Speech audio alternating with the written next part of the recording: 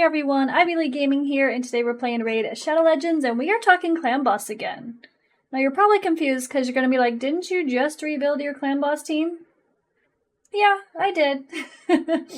But, well, we know we had some good luck with Fayne on one of those keys, but we also know we had some not so good luck on the first key, right? So I'm going to show you guys some things and compare.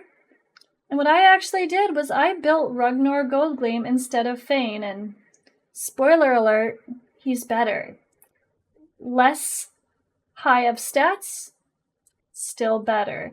So let's get into it. I'm just going to go right ahead and remove myself out of the way because there's lots of stuff to show and my big ol' head's just going to get in the way, so let's get into it. So first up, this was the very first key we did after I rebuilt my clan boss team, trying to get Fayne and everyone in better order to one key when it was negative affinity. Now this was magic affinity, so it was Fayne's worst affinity where she would get a lot of weak hits. Now the problem with Fayne being the person getting the weak hits is she's also the one who's placing decreased defense and weaken. Not only her poisons, but decreased defense and weaken. So with that, if she doesn't place decreased defense and or weaken, the rest of the team is going to suffer with their damage. So this was when we first hit. We did not get a 1 key. Now, to be fair, my Great Hall is not perfect for Spirit Affinity, but her stats are actually a lot higher than what I ended up getting Rugnor Goldgleam, because she has really good base attack. So even with worse stats, he's still better. Now first, let me show you another clan boss run. Now this was the same thing. Magic affinity again, but getting better RNG. And then you know what happened again? We got 69.3. So the fluctuation from 69.3 to 76.23, I really didn't want to have that. That's kind of defeating the whole purpose of having a consistent 1 key team. I don't want the RNG. I wanted something more consistent. I wanted to know that every single time I do Ultra Nightmare, I am getting a 1 key, period. So what did we do? That's when we rebuilt Rugnor Goldgleam. So what I'm going to do, I'm going to show you my stats for Fayne, and then we're going to go look at Rugnor. Alright, so here we have my stats that were on Fayne before I switched gear. So we are looking at 5,500, almost 5,600 attack, 200% crit damage, 100% crit rate. 219 speed, fine. Accuracy was a little low, but fine. And yeah, the rest really didn't matter, did it? What I did was I took off all of her gear and just literally put it on Rugnor. Simple enough, right? Let's get to Rugnor. Boom, same set. Of course, he does not have as high of base attack, so his attack is only 4,600. I was able to get him a tiny bit more crit damage, but not much. So he actually has less stats here. So what we went and did, same thing. I mean, the masteries I left the same as Fayne. No big deal there. The rest of my people are the same as well. But we were able to get a much better clan boss key, even on negative affinity. So let me show you a couple things first.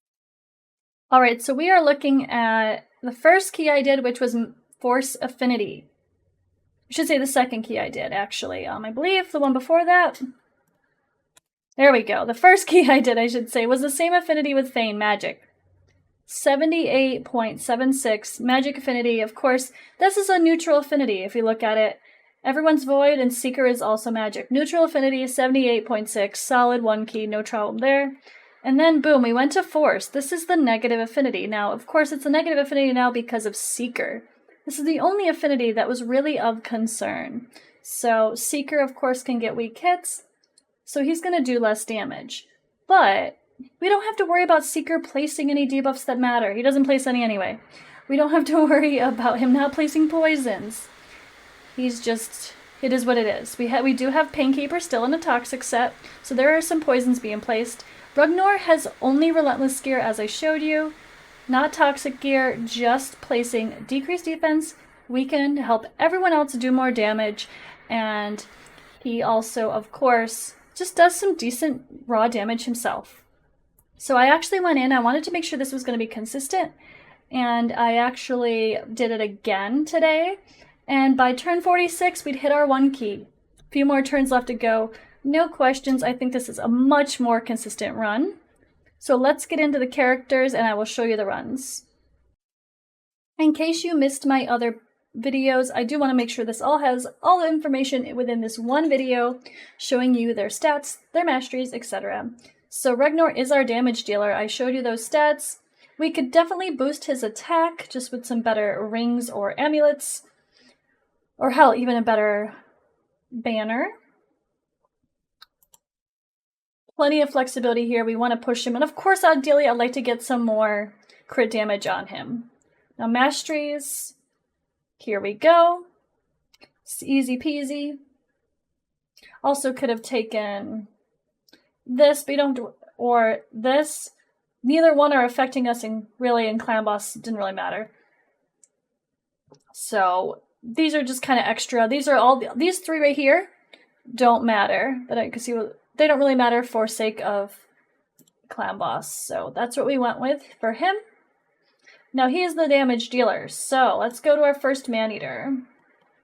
Maneater 1, the fastest Maneater. He's in mostly speed gear as expected because it's hard to get that speed.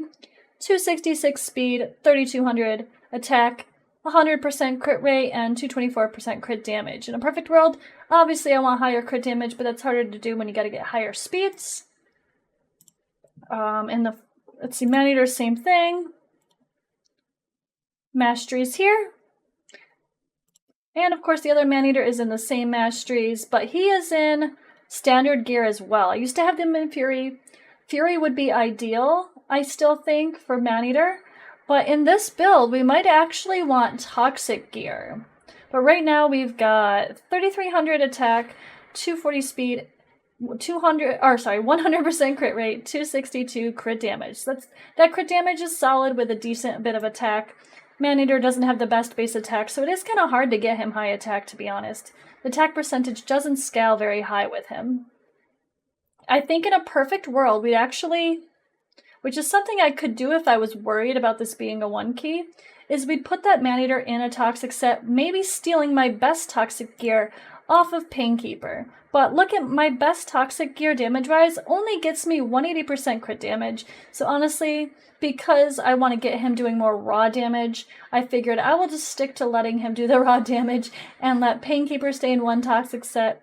We do not fill up the debuff bar, as you will see when you watch the run, so there's plenty of room if you want to push more damage just to feel comfortable to get one more person in toxic instead of just a basic set. Like I said, second Maneater is an ideal candidate for toxic set if you can get the stats. But honestly, I mean, you are going to do a lot of damage from poison as well. So it's kind of like one of those, it's difficult to decide what to do. I wouldn't put it on Seeker because he does pretty good raw damage, better than the Maneaters do. Painkeeper doesn't do that great of damage, but that's why I have her in Toxic as well. Not worried about pumping up her crit damage like crazy, but the best we could do in this set. So Painkeeper, same masteries as everybody else pretty much. Slight variations, but this is just based on other content not affected by this team. And then we have, of course, Seeker. So Seeker, similar masteries here as well, just again, a couple variations on the things that don't matter for Clan Boss. Now, I would love to get Seeker in Savage or Cruel. It's actually quite good for him here. He could also be in Fury. If you have really good Fury gear, Seeker is a great candidate for that. So we have 3.9 attack, 249 speed, 100% crit rate, and 234% crit damage. Obviously, I wish this was a lot higher, especially on Seeker, because he can really hit hard. But it's not perfect. It's good. Could be better, but you know what? We 1-key solidly, so who cares? And yeah, I think that's the team. So let's take a quick look here. I'm going to show you guys the AI. I always forget to do this because that's something that's kind of, well, it's really important. All right, we're going in. I got to do my nightmare key still, so I left a key open so I could go into the AI. we have it set here. Fast Maneater A3, Seeker A2, Slow Maneater A2, Painkeeper is A3. So actually, this is an easy way to, based on their speeds, it should be like A3, A2, A3, A2, and then in this case, A3 as well. Fayne also does her A3, her decreased defense weaken. She does her skill as she should right away, which is what he does too on default, so you don't have to worry about changing the skills here. But that makes this really easy. If in the order of your champions, which I will also show you, is just A3, A2, A3, A2, A3. Boom, easy to remember. And it is full auto. So you do have to set Rugnor here to not use his A2. This one can mess everything up. It has turn meter fluctuations, so we don't want that. We don't want that for a team like this. Everything else is fine here. Boom, for their openers and then default. So I'm actually going to show you the run next, and I will speed up and show you the damage at the end, but I wanted to show you the run on the worst affinity so you can see that it's actually not too worrisome. At the end we clean up just fine, and I'm really not worried about consistency with this team. If I wanted more damage, I would apply another toxic set on someone, or I would just boost my Great Hall, which is not maxed out yet, so we still have some room for growth, but I'm just happy to have a consistent one key Ultra Nightmare team, not even worried about affinity. And surprisingly enough, our little wonderful dwarf here, Rugnor Goldgleam, is actually better than Fayne for this. It's just more consistent, even with Fayne having higher base stats to make her attack stronger. Poor Fayne has been demoted. Not sure where I'm going to use her anymore, if I'm going to use her anymore. Maybe at best Skinwalker's 21 to help do some damage on that boss. We'll see. Maybe I'll throw her in some damage gear and be protected by the hippo. But yeah, I think overall the verdict is that Rugnor is just better. I'm surprised you don't see him more often or more in the conversation. I've always loved Rugnor. I have to say some thanks to Odd One Gaming, of course, for pointing out Rugnor for clan boss, because it's not something I really would have thought actually would do more damage than Fayne. With no extra poisons, guys. You gotta remember, both of my comparisons were removing Fayne's decreased defense weaken and removing her poisons. No extra poisons or HP burn were added to the mix. Just pure damage and allowing everyone else to do better. Of course, the high end of the Fayne comp does allow for more potential top damage, like when it's Fayne's positive affinity. She definitely can give you like that 80 plus quite easily, but we're not looking for 80 plus. We're looking at just one key. Who cares how much over? Who cares? Let's just get a consistent one key, and he can help me do that. I do want to point out that because of his leech, everyone's more likely to have higher HP, so we're more likely to proc Retribution, because when a champion loses 25% of their max HP or more from a single skill, now you're more likely to proc Retribution, and you're going to have higher HP, aka more HP that can be smacked down from the clan boss, and more likely to proc it, with having this leech on his A1. So this allows everyone to heal back up and then be smacked down again. Heal back up, be smacked down again, and with that they can proc Retribution. So I hope you guys enjoyed this video. I'm going to let the clan boss run play afterward here. We're going to speed it up a little bit and just kind of show you the beginning and the end, so that way you don't see the boring parts in between, right? There's no reason. And I'll be sure to put the link for the speed tune below. Of course, I use Deadwood Jedi's website. It's just fantastic for clan boss tunes if you're not quite sure what your characters can do. To go take a look. There's so many options for using man-eaters, seekers, so much fun. But the Bateater is so easy. It's really easy just to follow along with the speed ranges, and there's some notes for some specific characters that may have various speeds, like Annex or Ninja, that may require some different tunes, but super easy to follow. It's super easy to set up the AI for the Bateater. It's just a really great comp, but Deadwood Jedi's website certainly helps us to make all of our clan boss teams so much easier than it used to be. So that link will be in the description.